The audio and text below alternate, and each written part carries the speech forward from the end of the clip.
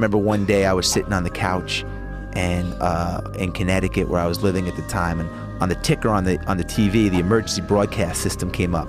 Stay inside, freezing rain, icy conditions, high winds, stay inside. It was like beeping, stay inside. And Goggins like, this is amazing, man, let's go for a run. And I'm like, they're telling us the exact opposite, man. They're broadcasting to the whole community to stay inside. Right. So we go for a 10-mile run in the blizzard, and we come home, and I lived on a lake, and kids are playing hockey on the lake. So we go down, and he takes his hand, and he moves all the snow off the ice. He gets a boulder, and he breaks the ice, a little hole in the ice with the boulder, and then he takes his hand, and he makes the hole a little bit bigger, and then he jumps in. And then he points at me, and he takes his finger, and he signals for me to jump in.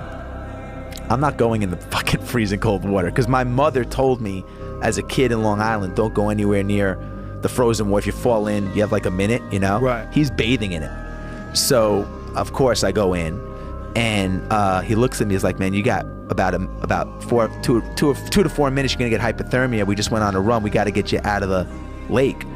And I go to get out, he goes, you can't get out.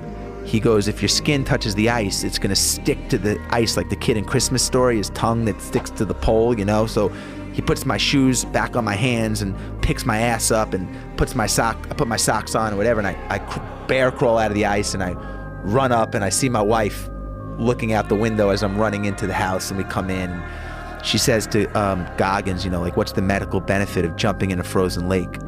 And he said to her, there's no medical benefit. She's like, this is what your husband signed up for.